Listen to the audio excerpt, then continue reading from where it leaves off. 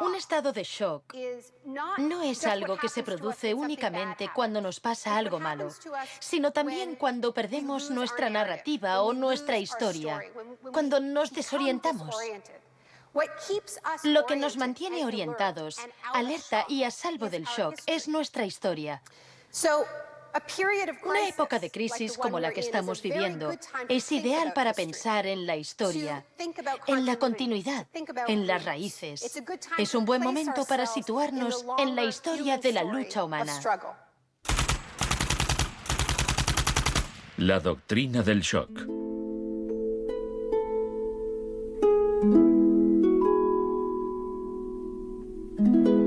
Todo empezó el 1 de junio de 1951, cuando representantes de agencias de inteligencia occidentales se reunieron en secreto con profesores universitarios en el Hotel Ritz-Carlton de Montreal. Como resultado de esta reunión, el ejército financió una investigación sobre el aislamiento sensorial en la Universidad de McGill.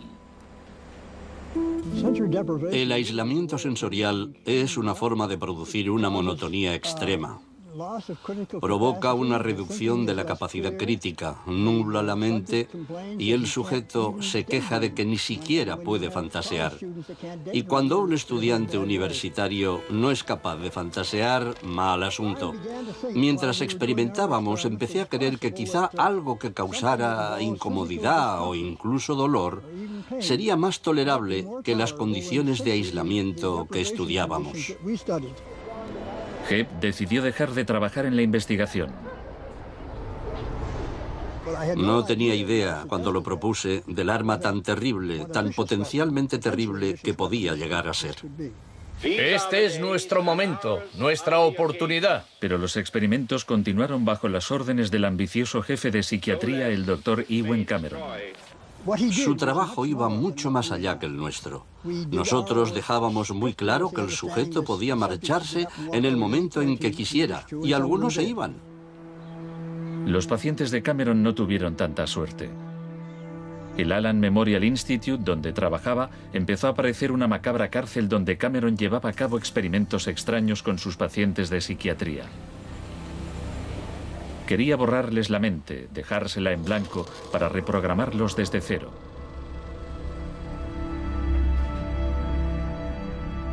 Janine Huart, una joven madre de 4 hijos, padecía una depresión posparto. Me entraban escalofríos cuando me decían: mañana te toca tratamiento de electrochoque. Me estremecía, me daba mucho miedo.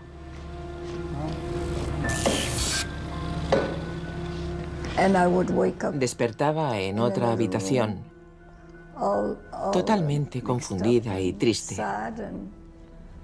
Y me quedaba muy afligida después. Iba por ahí caminando como una zombie. Cameron combinaba los electrochoques con las curas de sueño y la repetición de mensajes grabados. Decía: Janine, Janine, estás rehuyendo tus responsabilidades. No quieres cuidar de tu marido ni de tus hijos. Lo repetía una y otra vez. Suena como si la interrogaran. Sí, como si me interrogaran, pero ¿con qué objeto? La CIA no tardó en poner en práctica los hallazgos de Cameron. Muchas de sus técnicas figuran en el manual Kubark de interrogatorios para el contraespionaje. He aquí unos fragmentos. Es una tesis central del manual que estas técnicas son, en esencia, métodos para provocar la desviación de la personalidad. Hay un intervalo, que puede ser muy breve, de animación suspendida, una especie de shock psicológico o parálisis. Los interrogadores expertos reconocen este efecto cuando se da y saben que desde ese momento el sujeto está mucho más abierto a la sugestión, mucho más dispuesto a obedecer que justo antes de sufrir el shock. El otro Dr. Shock.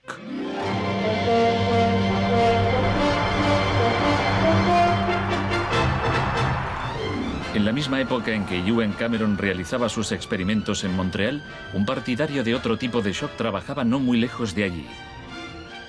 Milton Friedman era profesor de economía en la Universidad de Chicago.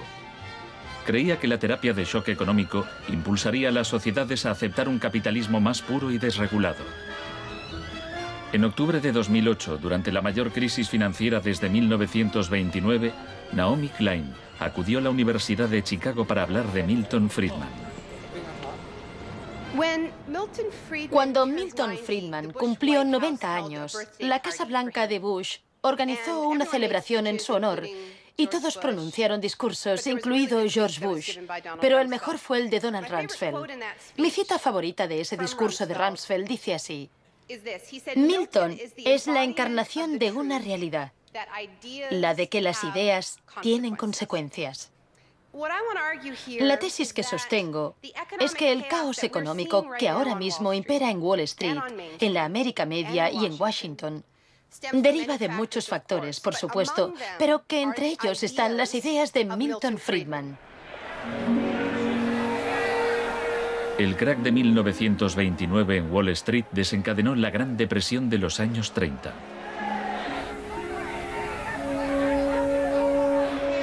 En la base de las tesis de Friedman estaba su oposición a la política del New Deal anunciada por el presidente Franklin Roosevelt en su discurso de investidura. Nuestra prioridad es conseguir que la gente tenga trabajo. No es un problema insoluble si lo abordamos de forma inteligente y con valentía. Quiero expresar mi firme creencia de que no debemos temer a nada, excepto al miedo en sí. Influido por el economista John Maynard Keynes, Roosevelt puso en marcha un programa de empleo público para que la gente volviera a trabajar. Hoy la depresión no es más que un vago recuerdo. Millones de hombres y mujeres han encontrado trabajo y por consiguiente seguridad y esperanza. No fue tan sencillo. La depresión duró hasta la Segunda Guerra Mundial, pero después el Plan Marshall generalizó el modelo regulador e intervencionista de Keynes en Europa.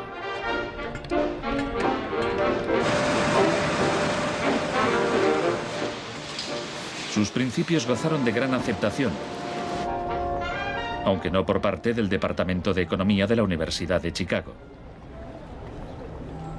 Milton Friedman, desde esta universidad, libró una guerra contra el New Deal. Friedman era miembro de un grupo llamado Sociedad Mont Pelerin, dirigida por el economista Friedrich von Hayek. Creían que si el gobierno dejaba de prestar servicios y de regular los mercados, los problemas de la economía se resolverían solos. En los 50 los consideraban bichos raros, pero en los últimos 30 años sus ideas se han convertido en la doctrina económica dominante.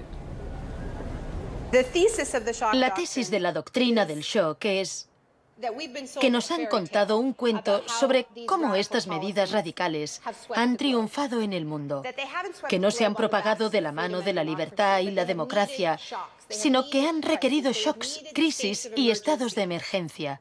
Milton Friedman entendía la utilidad de las crisis. Solo una crisis, real o percibida, produce auténticos cambios. Cuando esa crisis sobreviene, las medidas que se toman dependen de las ideas que flotan en el ambiente. Primera puesta a prueba: Chile. Fue en Chile donde los seguidores de Friedman aprendieron a explotar un shock o crisis a gran escala. Por lo general, los voceros del neoliberalismo, los publicistas oficiales, ni siquiera mencionan a Chile. Empiezan a contar la historia a partir de Thatcher y Reagan, porque eso queda mucho mejor. En los años 50 y 60, las medidas progresistas de desarrollo en Chile eran un modelo para la zona. El gobierno invertía en salud, educación e industria. Las empresas estadounidenses temían por sus inversiones. Como respuesta, el Departamento de Estado comenzó a becar a estudiantes de Chile y el resto de Sudamérica para que estudiaran economía de libre mercado con Milton Friedman. La Universidad de Chicago tenía un convenio con la Universidad Católica de Chile que permitía a muchos chilenos venir a Chicago, donde les impartíamos formación y se doctoraban. Los estudiantes regresaban a Chile a dar clases. El Departamento de Economía de la Universidad Católica en Santiago se convirtió en una mini escuela de Chicago. Arnold Harberger, el economista que dirigía el programa, se describía como misionero totalmente entregado.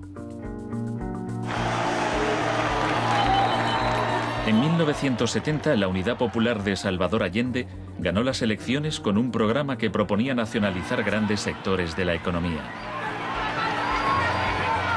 La compañía de teléfonos pertenecía en su mayor parte a la empresa estadounidense ITT, que encabezó los intentos de evitar que Allende fuera presidente.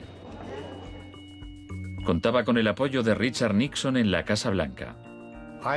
Yo no estuve allí, pero puedo decirle lo que sabemos con certeza en la actualidad. Él encargó a la CIA que impidiera que Allende asumiese la presidencia e intentaron convencerme de que instigara al ejército chileno cuando Allende resultó elegido. A pesar de las maniobras de la CIA, Allende juró el cargo de presidente.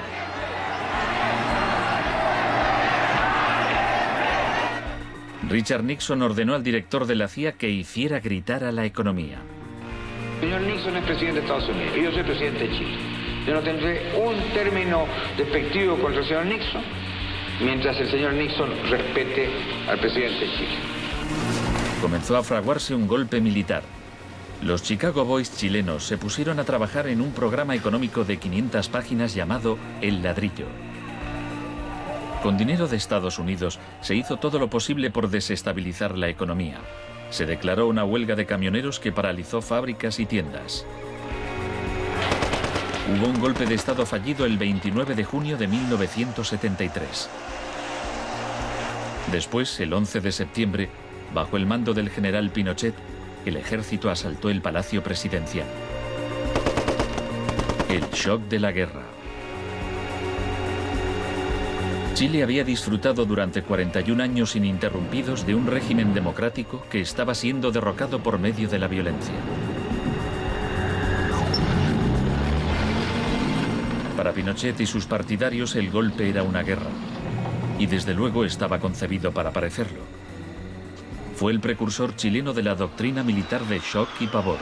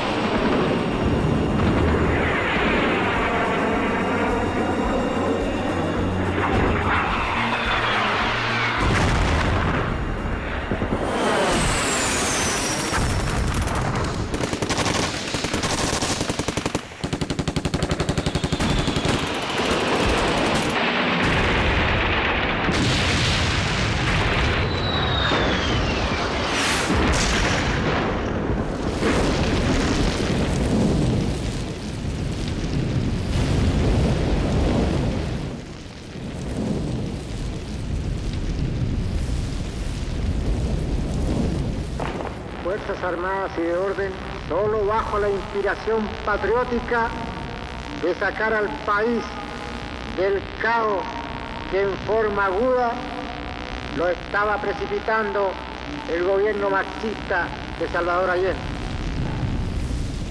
Los Chicago Boys entregaron a Pinochet El Ladrillo, su plan económico.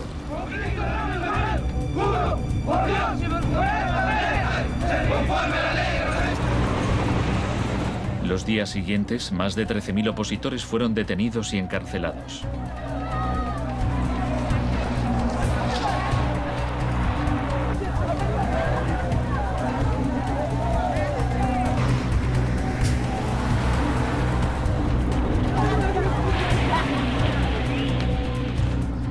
Recluyeron a miles de presos en el Estadio Nacional y a muchos los torturaron. El mundo fijó su mirada en Chile. ¿Cuántas personas?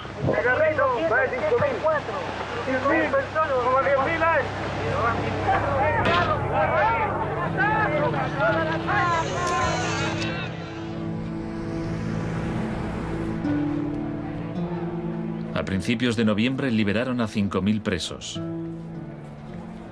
A los 900 que quedaron los trasladaron a otros centros de detención.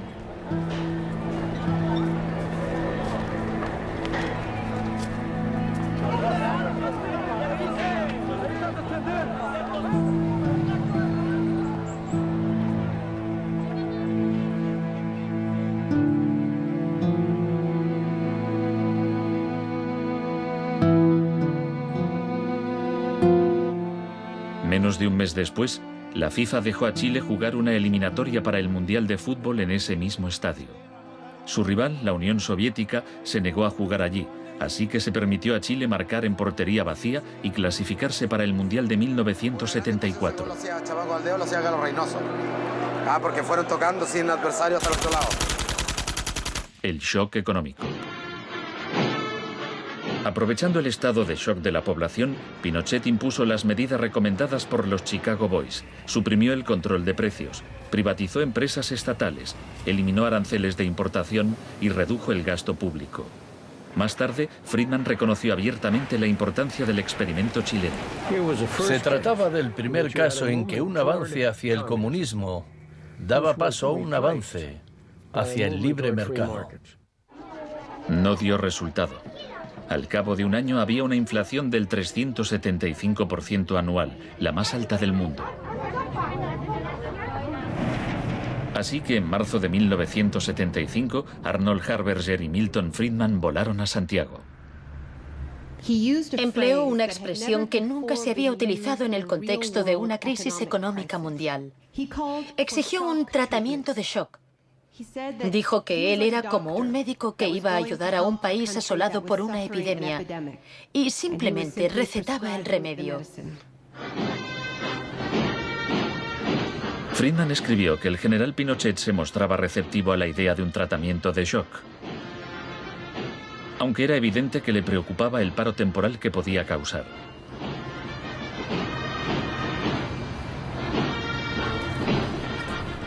Pronto quedó claro que la política económica de Friedman favorecería a los ricos a costa de los pobres. Se calculaba que una familia que intentara subsistir con el salario mínimo tendría que gastar el 74% de sus ingresos en pan. Viajar en autobús o beber leche se había convertido en un lujo. Pinochet acabó con la distribución gratuita de leche en las escuelas, disposición similar a la polémica medida que había tomado la joven ministra de Educación británica que más tarde sería su amiga. ¿Me siento aquí? Gracias. Muchas gracias.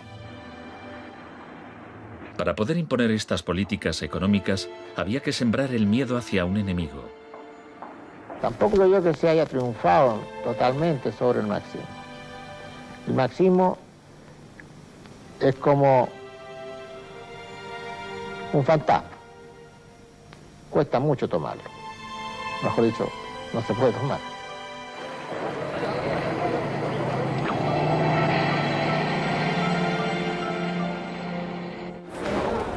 Según Friedman y Harberger, la economía de libre mercado era indisociable de la libertad y la democracia. Pero en Chile, donde sus ideas se estaban aplicando en el contexto de una dictadura militar, no era así. Muchos latinoamericanos veían una relación directa entre los shocks económicos que empobrecían a millones de personas y las torturas infligidas a quienes creían en una sociedad distinta. Orlando Letelier era uno de ellos. Letelier había sido embajador de Allende en Washington. Pasó un año en una de las cárceles de Pinochet antes de exiliarse en Estados Unidos.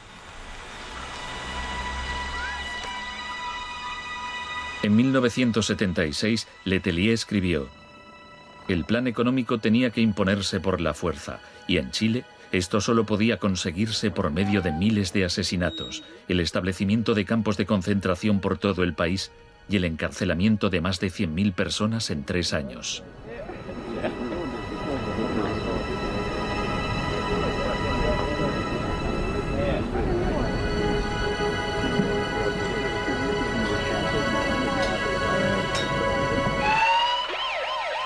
Antes de que pasara un mes, Letelier murió en un atentado con coche bomba. Buenas tardes. Una potente explosión ha destrozado un coche que circulaba por el normalmente tranquilo Embassy Road de Washington. El chileno era Orlando Letelier, ministro de Exteriores durante los últimos meses del régimen marxista del difunto Salvador Allende. Damos paso a Richard Roth. Michael Townley, miembro de la policía política secreta de Pinochet, estaba detrás del atentado. Había entrado en Estados Unidos con pasaporte falso y la CIA estaba al corriente de ello. Michael, buenas noches. Buenas noches, Pablo. La opinión del Poder Judicial chileno, ¿hay confianza en él? Mire, yo confío plenamente en la justicia chilena, como patriota y luchador antimarxista y juntista por sobre todas las cosas. Pese a su confianza, Townley fue extraditado a Estados Unidos y condenado por el asesinato de Letelier. Pinochet gobernó Chile como dictador durante 17 años. Pero en una entrevista en que se sinceraba, Harberger seguía negándolo. Un gobierno represivo no puede durar mucho tiempo en el marco de un sistema de auténtica libertad económica. El año del asesinato de Orlando Letelier se le concedió a Friedman el Premio Nobel de Economía. Saben, tienen una idea totalmente deformada de lo que pasó. Les explicaré un par de cosas. En primer lugar, universidades chilenas me ofrecieron 2 títulos honoríficos antes de que yo viajara allí. Rehusé aceptarlos porque dichas universidades se financiaban en parte con fondos públicos y yo no quería dar en ningún caso la impresión de que apoyaba el régimen político de Chile. No soy representante de Chile, no soy asesor de Chile, ni tengo responsabilidades para con el gobierno de Chile.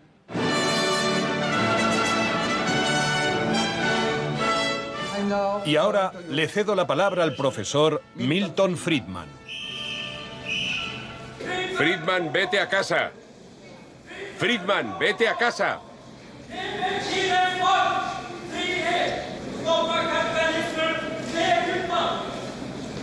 Lamento este incidente. Podría haber sido peor.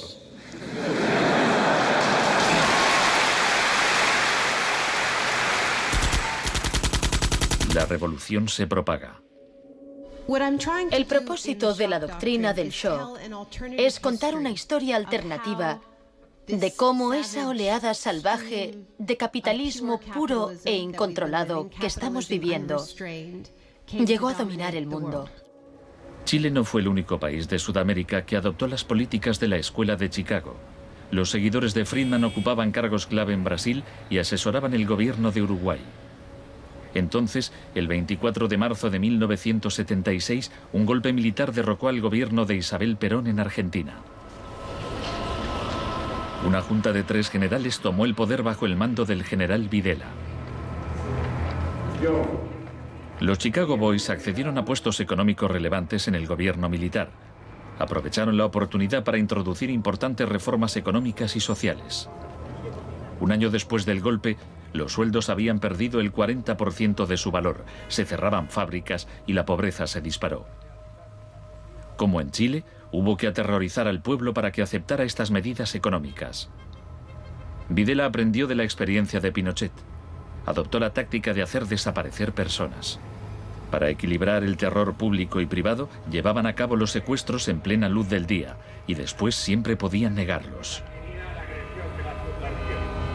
Fue necesario cumplimiento de la misión que la nación le tiene asignada, articular la defensa de la sociedad argentina.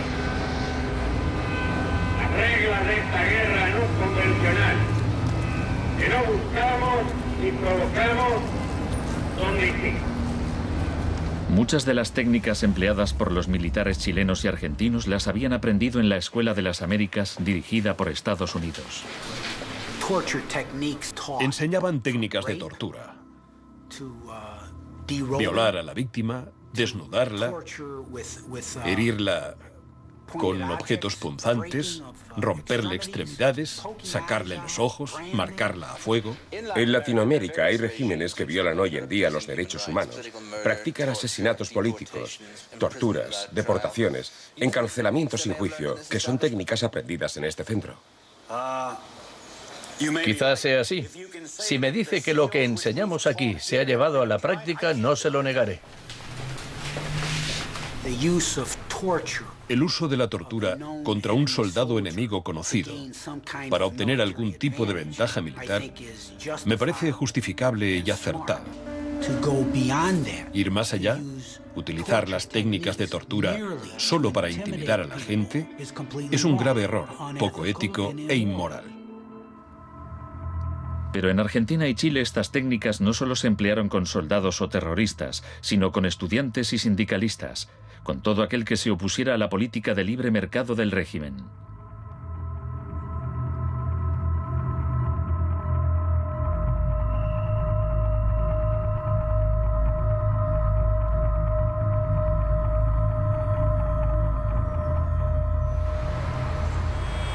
En 1978, la Junta de Argentina fue anfitriona del Mundial de Fútbol.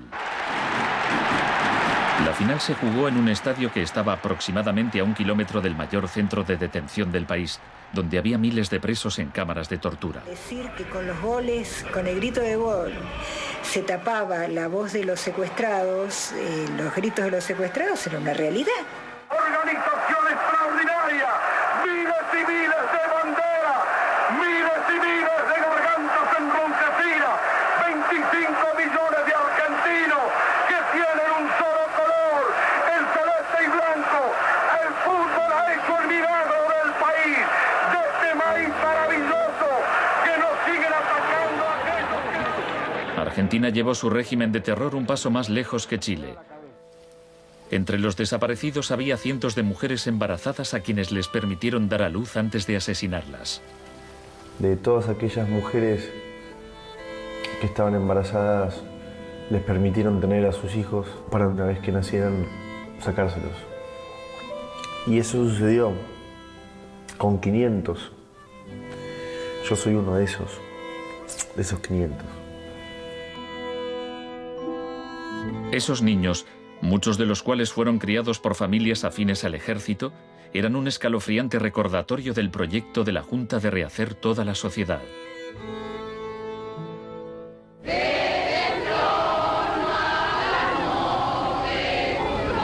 Cuando la Junta aún detentaba el poder, un grupo de madres y abuelas de desaparecidos empezaron a protestar en la Plaza de Mayo.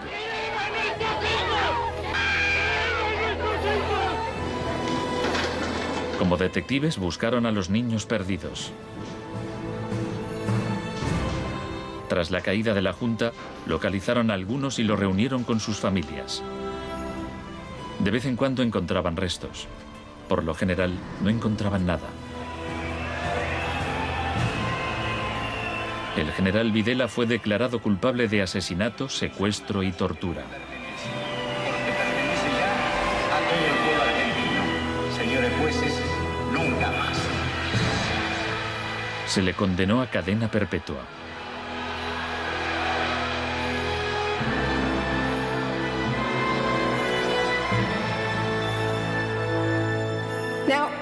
Estos primeros experimentos en Latinoamérica plantearon a Friedman y a sus acólitos un serio problema ideológico. Friedman había prometido que sus medidas no solo enriquecerían aún más a la élite, sino que crearían la sociedad más libre posible, que aquella era una guerra contra la tiranía, que el capitalismo y la libertad iban juntos. Sin embargo, vemos que en los 70 los únicos países que ponían en práctica esas ideas eran dictaduras militares. Nixon había dado todo su apoyo a la imposición de ese liberalismo brutal por parte de las dictaduras sudamericanas.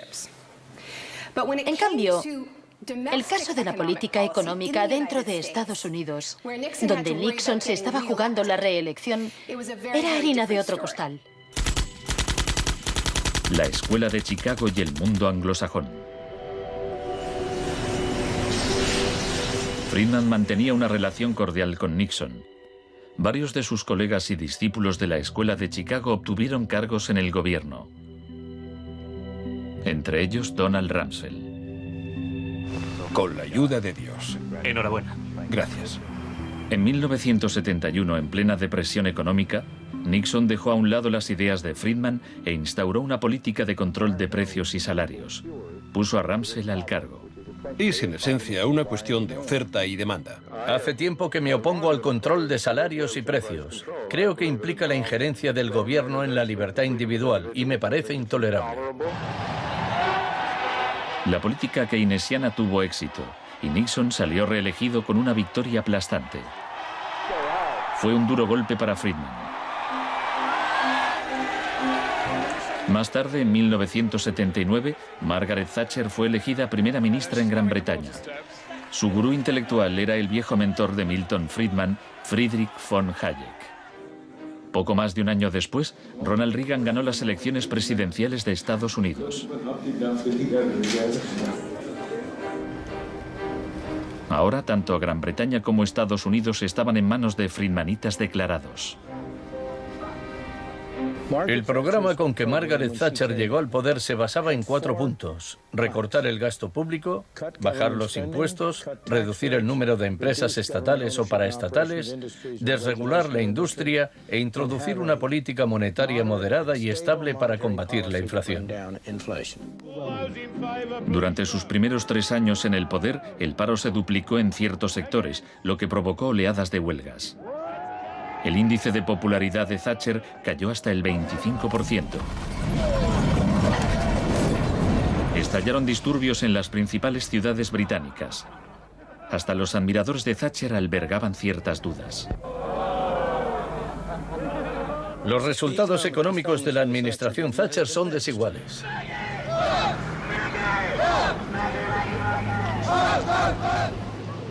A quienes esperan ansiosos a que yo haga caso del eslogan favorito de los medios, dar vuelta atrás, solo puedo decirles una cosa: dad vuelta atrás vosotros si queréis. La dama no es partidaria de ello. Friedrich von Hayek instó a Thatcher a adoptar las políticas de shock económico de Pinochet. Ella replicó: en Gran Bretaña, con sus instituciones democráticas y su necesidad de un alto grado de consenso interno, algunas medidas tomadas en Chile son del todo inaceptables.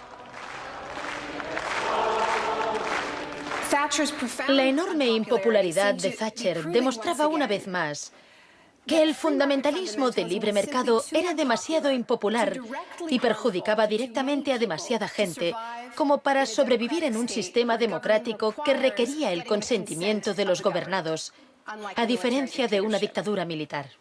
Lo que sacó a Thatcher del abismo y salvó finalmente el proyecto fue una crisis, la crisis suprema, de hecho, una guerra. Estamos aquí porque, por primera vez en muchos años, un territorio de soberanía británica ha sido invadido por un país extranjero. El gobierno ha decidido que un importante destacamento zarpe en cuanto se hayan ultimado todos los preparativos.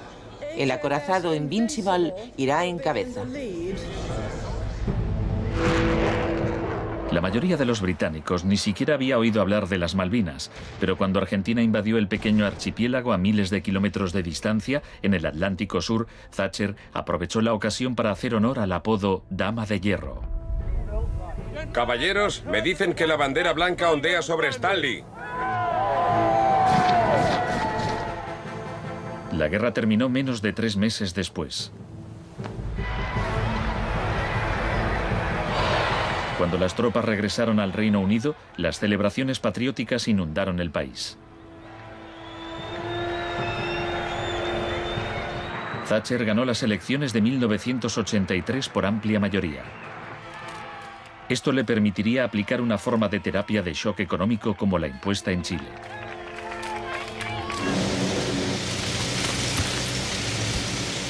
La organización de trabajadores más poderosa del país era el Sindicato Nacional de Mineros.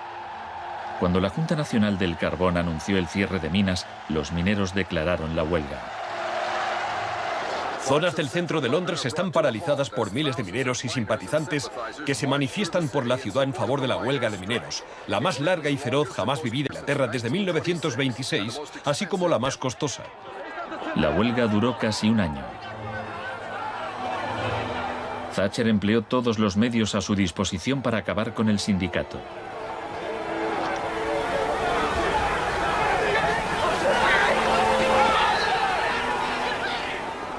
Al final, los mineros fueron derrotados. Thatcher aprovechó esta victoria para implantar la revolución de la Escuela de Chicago en su país. Una serie de anuncios vistosos promocionaba un programa de privatizaciones masivas. Thatcher vendió la industria del acero, el agua, la electricidad, el gas, el teléfono, aerolíneas, el petróleo. Privatizó las viviendas públicas, salieron a concurso los servicios municipales. En 1986 se desregularon los servicios financieros y la banca. Se le llamó el Big Bang. No hace falta que le recuerde a ninguno de los presentes que el Big Bang es solo el principio. En el Reino Unido, antes de Thatcher, un gerente general ganaba 10 veces más que el empleado medio. En 2007 ganaba más de 100 veces más.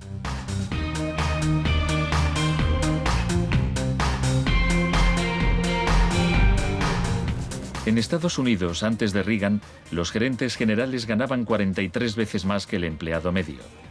En 2005 ganaban más de 400 veces más.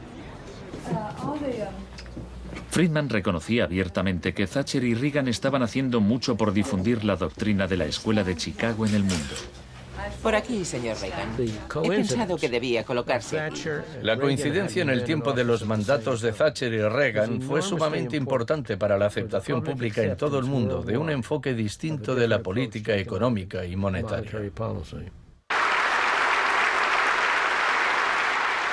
Muchas gracias.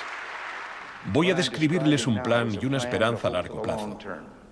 Que el avance de la libertad y la democracia relegue al marxismo-leninismo al basurero de la historia, tal como ha hecho con otras tiranías que coartan la libertad e impiden que la gente se exprese. Más allá del telón de acero. Todos conocemos el cuento de hadas sobre la caída del comunismo.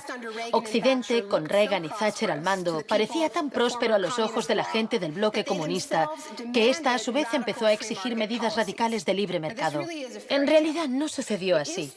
Es cierto que quienes vivían oprimidos por el autoritarismo comunista querían la democracia de verdad y que querían poder ir a comprar tejanos y a comer Big Macs. Eso es cierto. Pero eso no significa que aspiraran al capitalismo salvaje con oligarcas descontrolados y sin protecciones sociales, que acabó por instaurarse en tantos países del bloque del Este que aún lo padecen hoy en día. Thatcher había hecho lo posible por socavar el poder de los sindicatos en el Reino Unido, pero en 1988 viajó a Polonia para ofrecerle su apoyo al sindicato Solidaridad. Se trata del proceso para pasar de donde están ahora a donde quieren estar. Como consecuencia de las huelgas en Polonia, se permitió a Solidaridad participar en las elecciones de junio de 1989, lo que a su vez desencadenó oleadas de manifestaciones en toda Europa del Este.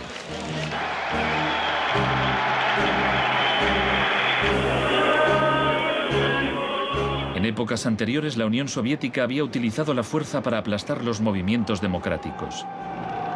Pero ahora la URSS tenía un líder distinto, Mikhail Gorbachov, impulsor de la Glasnost y la Perestroika. Hablaba de una tercera vía, de una transición gradual hacia una socialdemocracia a la escandinava, algo a medio camino entre el capitalismo de libre mercado y el comunismo. Gorbachov cautivó al público y los políticos de Occidente. Es un líder audaz, decidido y valiente. Ante la mirada de Gorbachov, los viejos regímenes comunistas se desmoronaron uno a uno.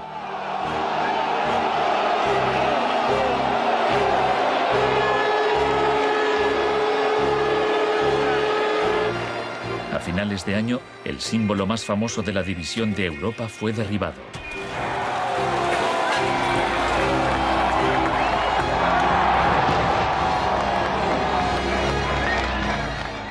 Para Friedman y los Chicago Boys, se abrieron las puertas de todo un mundo nuevo. En la Unión Soviética, Gorbachov quería reformar la economía rusa poco a poco. En 1991, Gorbachov asistió como invitado a la cumbre del G7 en Londres. Esperaba obtener apoyo financiero para sus reformas económicas graduales. Sin embargo, le dijeron que o aceptaba la terapia de shock radical o no le concederían ayudas. ¿Qué tal, señor presidente? ¿No está demasiado cerca? El mes siguiente se produjo un intento de golpe de Estado contra él. Miembros del sector duro del Partido Comunista pusieron a Gorbachov bajo arresto domiciliario en su casa de veraneo de Crimea. Los tanques rodearon la Casa Blanca, el Parlamento ruso.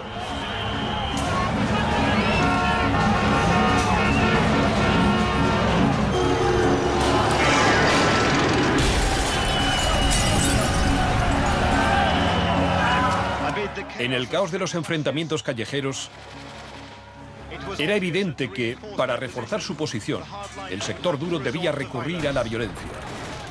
Estos choques entre el pueblo y las fuerzas del orden son algo nunca visto desde los tiempos lejanos de la Revolución Rusa. Hoy, cuando amanecía sobre un mar de escombros, empezaba a quedar claro que el golpe se estaba desmoronando. El edificio del Parlamento ruso estaba a salvo. El ejército no había intervenido. Y en el interior, Yeltsin tenía más poder que nunca.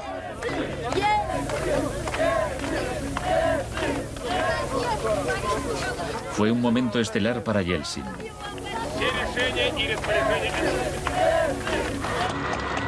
Gorbachov fue puesto en libertad y regresó a Moscú, pero había perdido buena parte del poder.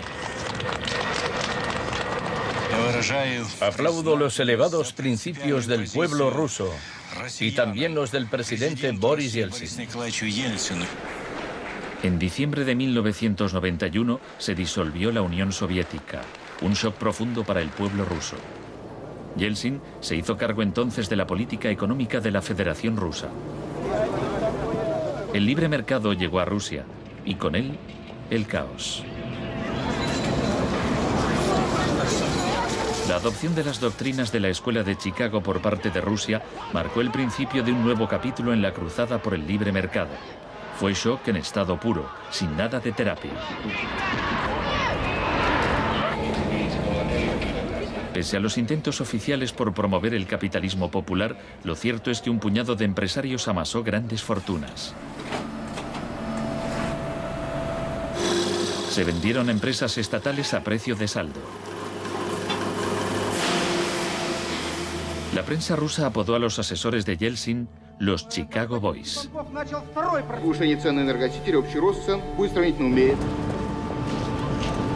Gracias a la terapia de shock de Yeltsin, en 1992 los rusos consumían un 40% menos que en 1991. Un tercio de la población había caído en la pobreza y la gente tardaba meses en cobrar su sueldo. Según las predicciones de un experto, 140 millones de rusos pronto vivirán bajo el umbral de la pobreza. La corrupción era generalizada y el crimen organizado se disparó. Moscú se convirtió en el nuevo salvaje oeste.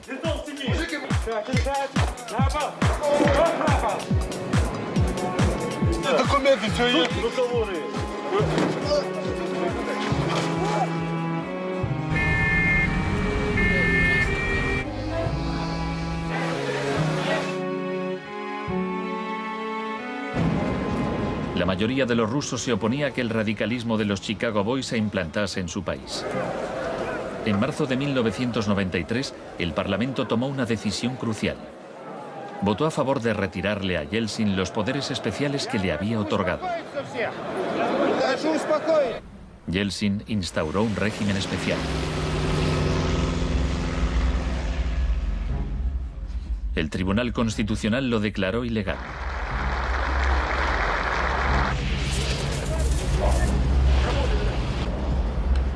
El 21 de septiembre, Yeltsin, al estilo Pinochet, disolvió el Parlamento. A partir de hoy quedan suspendidas las funciones legislativas, administrativas y de control del Parlamento de la Federación Rusa.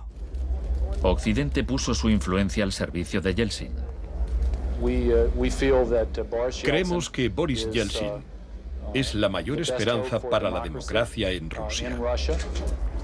2 días después, el Parlamento votó a favor de destituir a Yeltsin por 636 votos a 2. Miles de partidarios del Parlamento se congregaron frente a la Casa Blanca e intentaron tomar la televisión.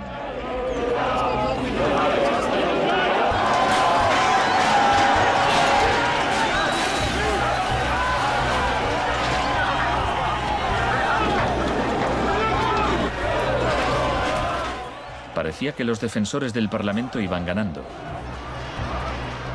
Yeltsin voló de regreso a Moscú de su casa vacacional. Esa noche, 100 manifestantes murieron en los enfrentamientos con las fuerzas de Yeltsin.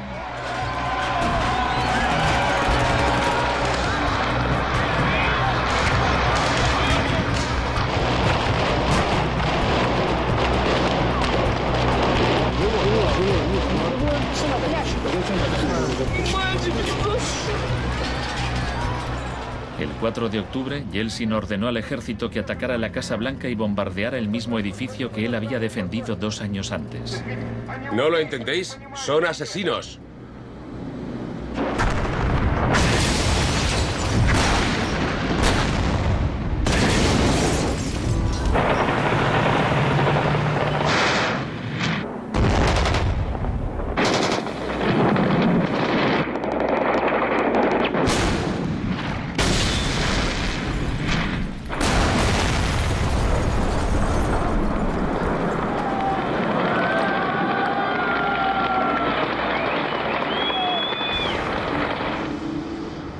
Warren Christopher, el secretario de Estado norteamericano, dijo: Estados Unidos no suele apoyar la suspensión de parlamentos, pero corren tiempos excepcionales.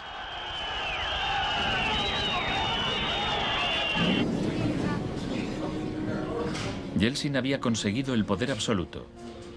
Asesorado por sus Chicago Boys, practicó un capitalismo de amigotes. Se pusieron a la venta más industrias estatales, y así nació una nueva clase de empresarios multimillonarios con influencia política, los oligarcas. En 1998, el 80% de las granjas rusas estaba en quiebra y 70.000 fábricas estatales habían cerrado. En 8 años, el número de pobres había aumentado en 72 millones, mientras Moscú pasaba a ser la ciudad del mundo con más multimillonarios.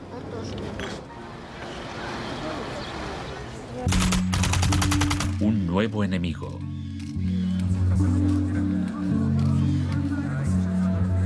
Buenas tardes, gracias por venir. Es un honor para mí anunciarles que voy a proponer a Donald Rumsfeld como secretario de Defensa. Estoy deseando servir de nuevo a mi país. Rumsfeld ya había sido secretario de Defensa en el gobierno de Gerald Ford. En ese entonces, el enemigo a temer era la Unión Soviética. No afirmo que nos estén invadiendo los rusos, sino sus tendencias. No digo que midan 3 metros, sino que medían 1,60 m, ahora 1,80 m y siguen creciendo. Ahora había un nuevo enemigo más cerca de casa. El 10 de septiembre de 2001, Rumsfeld expuso en un discurso sus planes para privatizar parte del ejército de Estados Unidos. Milton Friedman se habría sentido orgulloso. Decía: hoy hablaré de un adversario que representa una amenaza, una grave amenaza para la seguridad de Estados Unidos. Dicho adversario es uno de los últimos bastiones de la planificación central. Gobierna a golpe de planes quinquenales. Podría parecer que este adversario es la antigua Unión Soviética, pero ese enemigo ya no existe. Tenemos a este adversario mucho más cerca. Es la burocracia del Pentágono. Hoy le declaramos la guerra a la burocracia.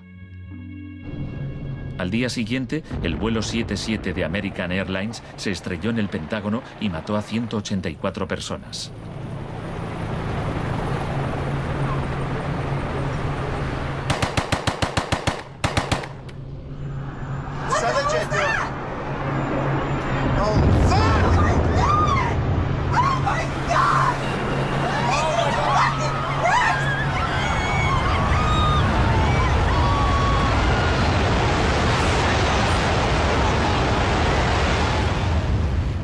Piensen en la sensación de la gente tras los atentados. ¿Quién es esa gente? ¿De dónde son? ¿Por qué nos odian? Se produjo una rotura de esquemas colectiva. No vivíamos en el mundo en que creíamos vivir. Y nuestros líderes no dejaban de repetir que todo aquello que creíamos entender antes del atentado ya no era vigente. Se acuñó una nueva frase, mentalidad pre-11S. Lo que ocurrió en ese momento fue que surgieron teorías nuevas por arte de magia sobre un choque de civilizaciones. De pronto, ese era el mundo en que vivíamos. Resultó que había un eje del mal y que estábamos librando una guerra contra el terrorismo. Esta guerra abstracta e imposible de ganar ha tenido enormes consecuencias económicas. Antes de 2001, la seguridad nacional apenas podía considerarse una industria. Hoy en día es más importante que las industrias del cine y la música juntas. Entre el 11 de septiembre de 2001 y el año 2006, el Departamento de Seguridad Nacional pagó $130.000 millones a contratistas privados. Este es el complejo del capitalismo del desastre, una nueva economía basada en el miedo. Será una batalla monumental entre el bien y el mal. La guerra contra el terrorismo, primera parte. La mejor defensa contra el terror es una ofensiva global contra él, allí donde esté. La primera fase de esta guerra fue el bombardeo de Afganistán.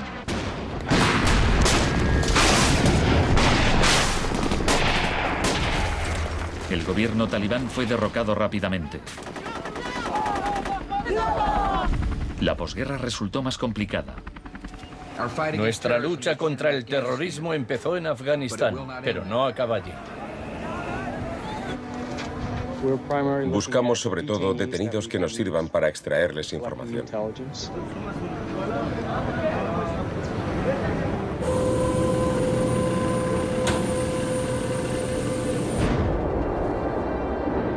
En Guantánamo, las fuerzas estadounidenses pusieron en práctica por primera vez las técnicas del manual Kubark de forma explícita y pública. Oficialmente aprobadas por la Casa Blanca, fueron mostradas abiertamente por televisión en todo el mundo. El aislamiento, tanto físico como psicológico, debe mantenerse desde el instante de la captura. La capacidad de resistir se ve reducida por la desorientación. Los presos deben guardar silencio en todo momento y jamás se les debe permitir hablar entre sí. 3 de los presos, Asif Iqbal, Rual Ahmed y Shafiq Rasul, eran de Tipton, Inglaterra. Pasaron más de 2 años en Guantánamo antes de que los liberasen sin cargos. No te dejaban hablar con nadie, ni hacer nada, ni estar de pie. Te obligaban a pasarte todo el rato ahí sentado.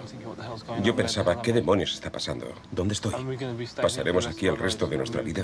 ¿Podremos regresar a casa, volver a ver a nuestra familia? De los 779 presos retenidos en la bahía de Guantánamo, solo 3 han sido condenados por algún delito.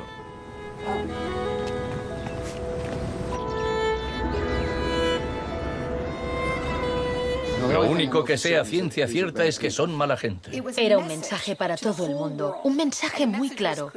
Esto es lo que te pasa si te interpones en nuestro camino. La guerra contra el terrorismo, segunda parte. La guerra contra el terrorismo no se libra contra un solo hombre o contra un solo país. Se alegaron muchas justificaciones para la invasión de Irak. Pero si Estados Unidos realmente hubiera querido invadir un país que presuntamente albergaba a líderes de Al-Qaeda, tenía armas nucleares y vendía tecnología nuclear a otros países, Pakistán habría sido la opción más obvia. Tenía contactos estrechos con los talibán y el poder estaba en manos de un dictador militar. En cambio, George Bush eligió como objetivo Irak, el país con la tercera mayor reserva de petróleo del mundo.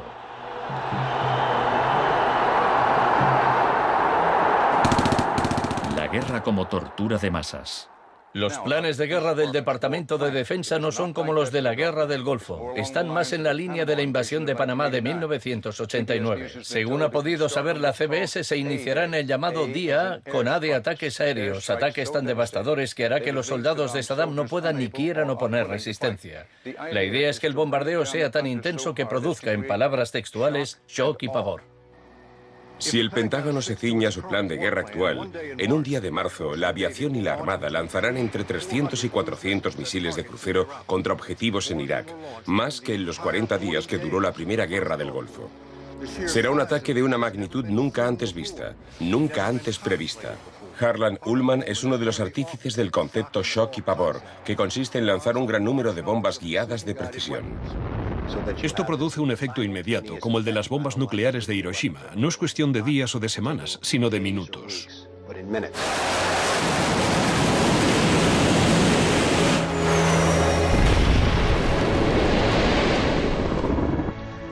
Además, paralizas la ciudad, es decir, la dejas sin energía ni agua y lanzas una campaña implacable de desgaste, de modo que al cabo de 2, 3, 4 o 5 días, ellos quedan agotados física, emocional y psicológicamente. Anoche una zona de 1 milla cuadrada del centro de Bagdad parecía el infierno en la tierra. Durante la primera oleada de bombardeos, los ciudadanos de Bagdad sufrieron una versión del aislamiento sensorial descrito en el manual Kubark. En el caos que siguió a la caída de Saddam Hussein, Estados Unidos hizo poco por impedir los saqueos. Algunos cargos del gobierno incluso los consideraban un punto de partida para desmantelar el Estado iraquí.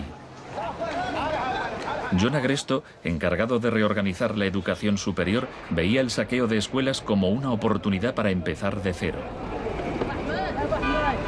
De hecho, antes de las sanciones, Irak tenía el mejor sistema educativo de la región y una tasa de alfabetización del 89%.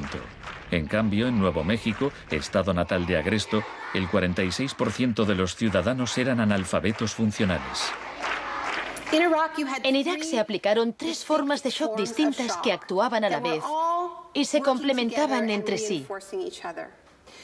Estaba el shock de la guerra, seguido de inmediato por la terapia de shock económico impuesta por Paul Bremer. Y como la resistencia a esa transformación económica, a ese shock económico rápido iba en aumento, se aplicó el shock de la represión y la tortura. 3 clases de shock distintas. El shock económico.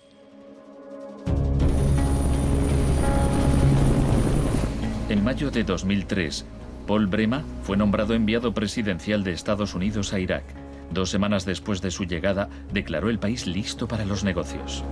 Creemos que la coalición cuenta con una autoridad lo bastante amplia para decidir el rumbo de la economía iraquí. Bremer sabía poco sobre Irak, pero mucho sobre el capitalismo del desastre. Había fundado la Crisis Consulting Practice en los inicios del boom de la seguridad nacional. Hoy es un día muy importante en Bagdad. Bremer dedicó los primeros 4 meses a aprobar medidas clásicas de la Escuela de Chicago. Rumsfeld aseguraba que Irak tenía unas de las leyes fiscales y de inversión más avanzadas y atractivas del mundo libre. Una de las primeras disposiciones de Bremer fue despedir a 500.000 empleados públicos. Se trataba en parte de un acto de desbaazificación, pero reducir el gobierno era también algo muy friedmanita. Se prometieron fondos para la reconstrucción. Nuestra inversión en el futuro de Afganistán e Irak es el mayor compromiso de estas características desde el Plan Marshall. En realidad, era justo lo contrario. Mientras que el fin del Plan Marshall era impulsar la industria europea, la ayuda a Irak se invirtió en empresas de Estados Unidos. Los pocos iraquíes que consiguieron empleo estaban al final de una serie de subcontratistas. Creative Associates se hizo con contratos por valor de $100 millones para esbozar el programa de estudios e imprimir libros de texto para el sistema educativo. La consultora en gestión y tecnología Bearing Point obtuvo contratos por valor de $240 millones para implantar un sistema de libre mercado en Irak. RTI, con sede en Carolina del Norte, logró contratos por $466 millones para asesorar sobre la instauración de la democracia en Irak. Y a Halliburton se le adjudicaron contratos de coste más incentivos por $20.000 millones. Parsons recibió $186 millones para construir 142 clínicas sanitarias. Solo se terminaron 6. El suministro básico de electricidad y agua apenas mejoró, pese a los miles de millones que se gastaron durante los primeros 4 años. Vamos a triunfar aquí y cuando lo consigamos habremos hecho algo importante, no solo para 25 millones de iraquíes, sino para favorecer los intereses occidentales en la región. Hasta los nuevos billetes iraquíes se imprimían en el extranjero. Les mostraré un ejemplo de estos billetes. Estados Unidos incluso llegó a pagar a empresas privadas para que supervisaran a las empresas privadas que habían logrado contratos.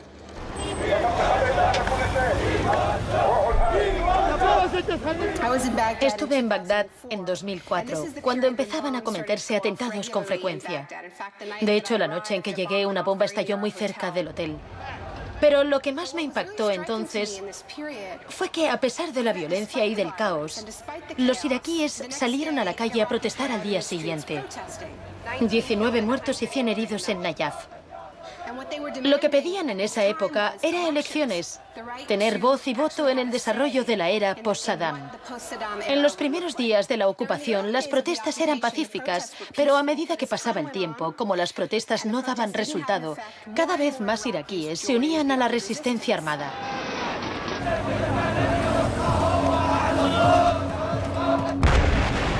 La violencia se descontroló.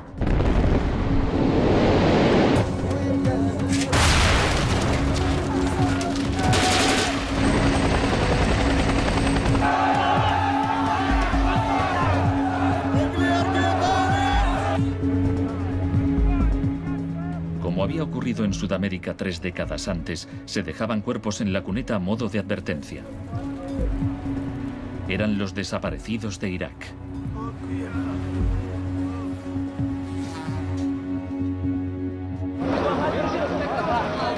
Se tomaron medidas extremadamente agresivas para aplastar a la oposición. El shock de la represión.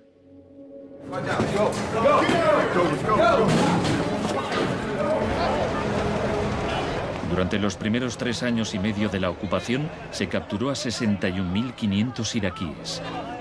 En la primavera de 2007, 19.000 seguían detenidos.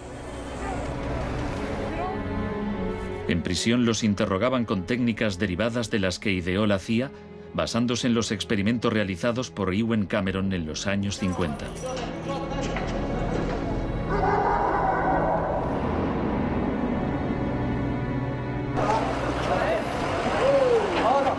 Según la Cruz Roja, altos cargos del ejército estadounidense admitieron que entre el 70 y el 90% de las detenciones en Irak fueron errores.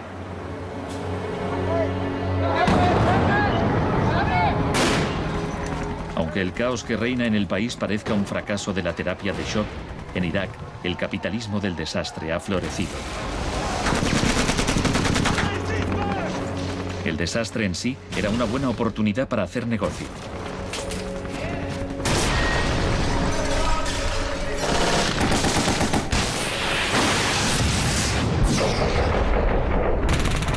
El negocio de la guerra. El gasto militar de Estados Unidos prácticamente se ha duplicado desde 2001. Se acerca a los 700.000 millones de dólares al año.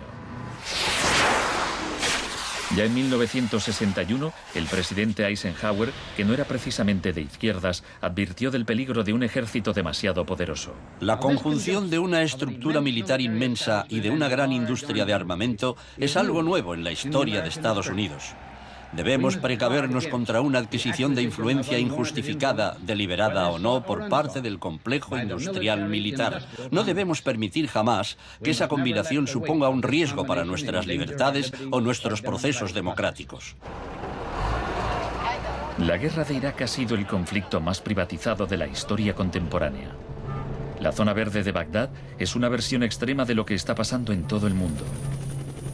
Se trata de una zona privada y segura, protegida del caos exterior.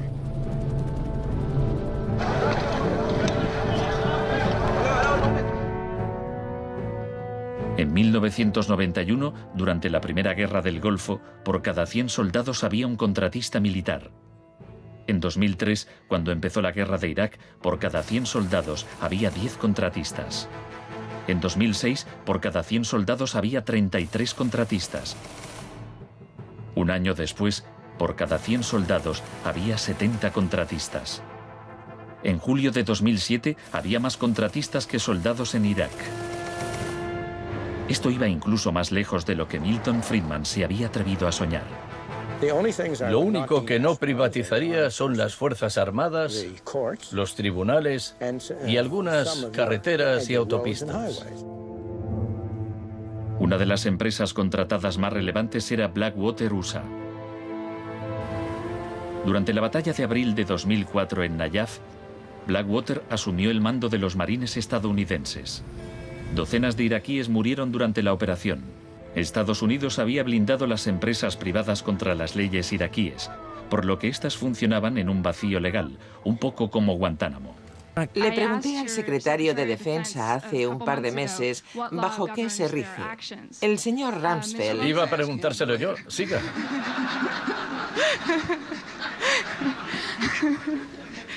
¡Socorro! Iba...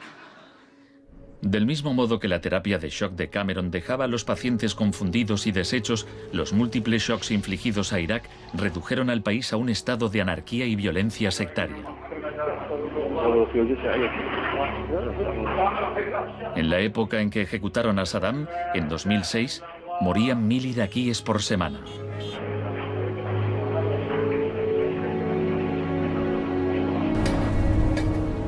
En abril de 2007, la Agencia de la ONU para los Refugiados calculaba que 4 millones de personas habían tenido que abandonar su hogar.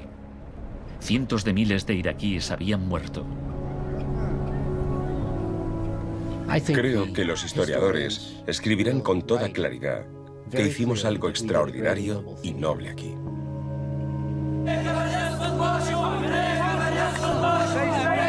Esta es una manifestación contra el terrorismo americano.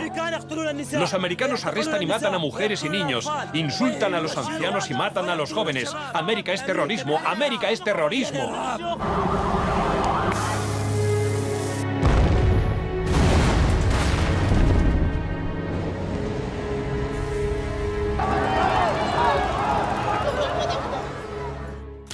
Un mundo de zonas verdes y rojas. Cuando el huracán Katrina llegó a Nueva Orleans en agosto de 2005, el mundo presenció horrorizado una especie de apartheid del desastre. Quienes tenían recursos se marcharon de la ciudad, mientras decenas de miles de desfavorecidos tuvieron que quedarse prácticamente sin ayuda del Estado. Fui a Nueva Orleans cuando la ciudad todavía estaba inundada y descubrí que lo que había visto en Irak se repetía, no en un período de posguerra, sino después de un terrible desastre natural. Milton Friedman murió en 2006. La última recomendación que hizo sobre política oficial aparece en un artículo que publicó en el Wall Street Journal 3 meses después del Katrina. Dice, la mayor parte de las escuelas de Nueva Orleans están en ruinas y también las casas de los alumnos. Los niños se han dispersado por todo el país. Es una tragedia y también una oportunidad para introducir reformas radicales en el sistema educativo. Proponía privatizar completamente los colegios de la ciudad. Era su canto del cisne.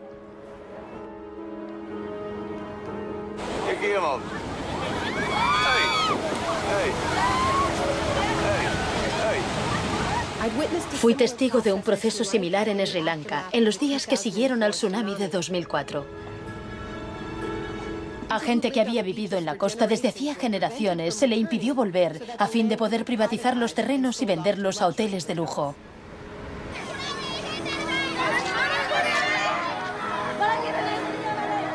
Justo a esto me refiero con la expresión doctrina del shock, al saqueo sistemático del sector público después de un desastre, cuando la gente está demasiado ocupada haciendo frente a la emergencia, a sus problemas diarios, para proteger sus intereses.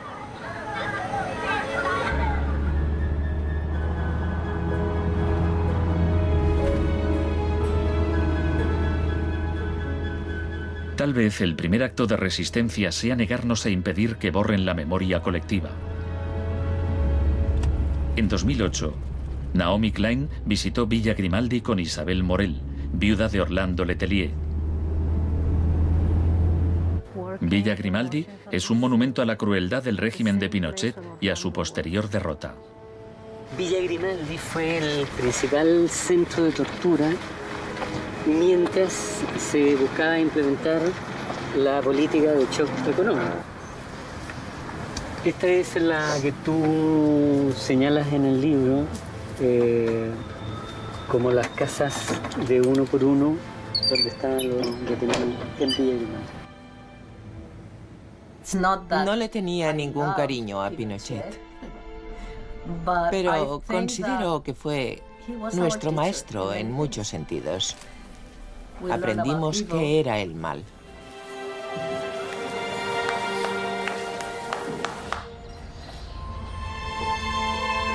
En 1988, Pinochet fue detenido cuando se encontraba en Londres. su vieja aliada, Margaret Thatcher, permaneció a su lado. Sé lo mucho que le debemos.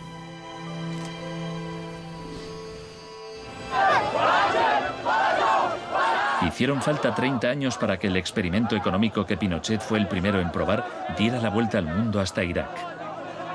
Aún así, las similitudes entre pasado y presente son asombrosas. Entre los campos de concentración de Pinochet y el centro de detención de Bush en Guantánamo.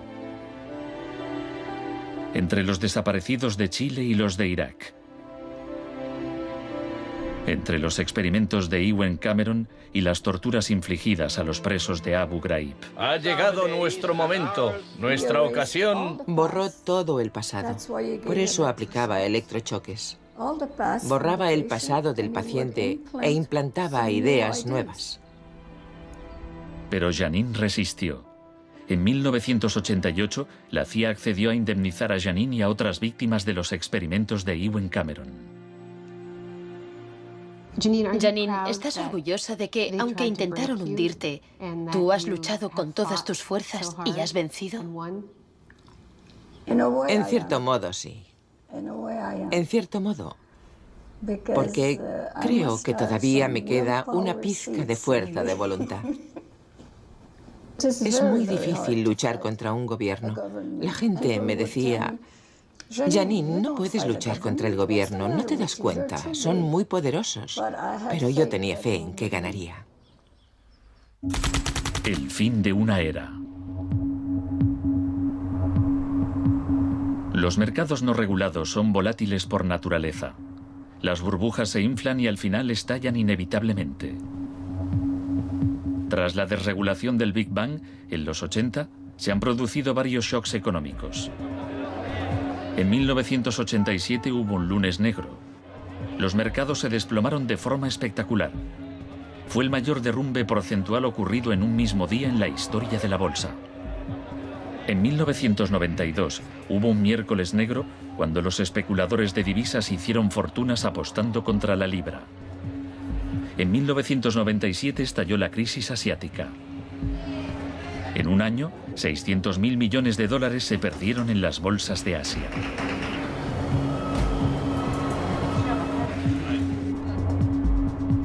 Y finalmente, en septiembre de 2008, los mercados financieros implosionaron.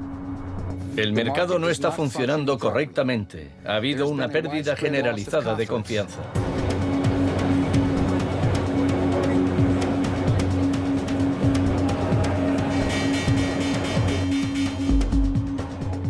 El 15 de septiembre, Lehman Brothers se acogió al capítulo 11 de la ley de quiebras. Solo una semana después, se anunció que los empleados de sus oficinas en Nueva York cobrarían 2.500 millones de dólares en primas. Se calcula que empresas de Wall Street pagaron 18.400 millones en primas el año del crack. Pese al torrente de retórica populista de quienes dicen plantar cara a los peces gordos y defender a los ciudadanos sencillos y no a Wall Street, nos encontramos ante una transferencia de riqueza de proporciones incalculables. Se está transfiriendo riqueza del sector público, de las manos del gobierno, que la ha recaudado de la gente de a pie en forma de impuestos, a manos de las empresas y los individuos más ricos del mundo. Huelga decir que son los mismos individuos y empresas responsables de la crisis. Nos encontramos en medio de un tsunami crediticio imprevisible. He encontrado un fallo cuyo alcance y duración ignoro, pero es algo que me tiene muy inquieto. En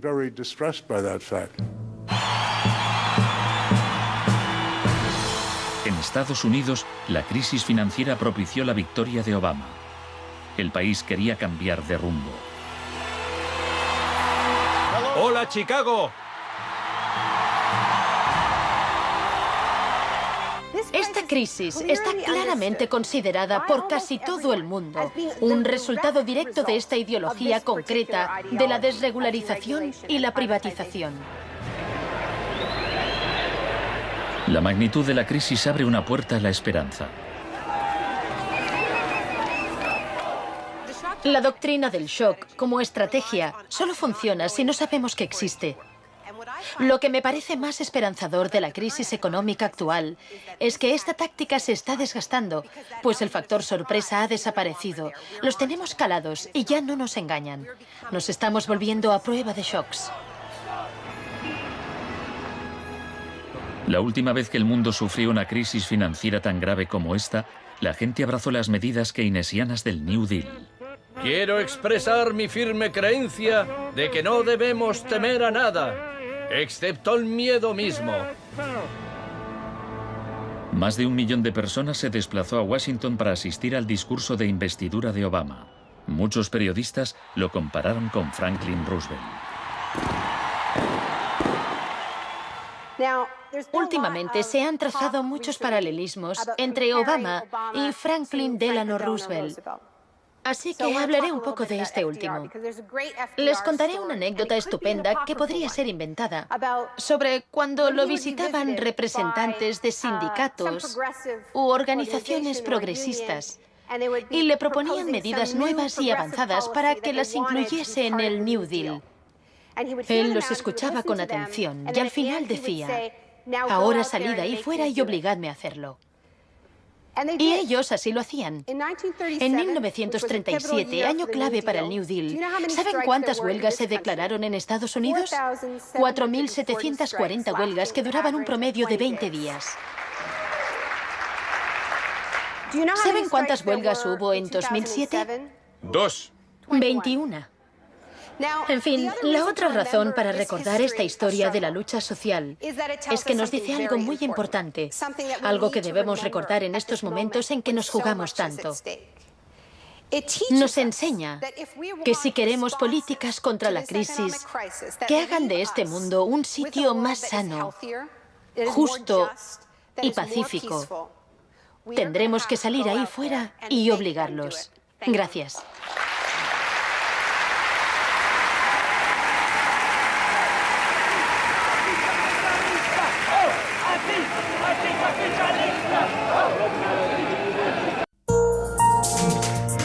Volvemos en 2 minutos.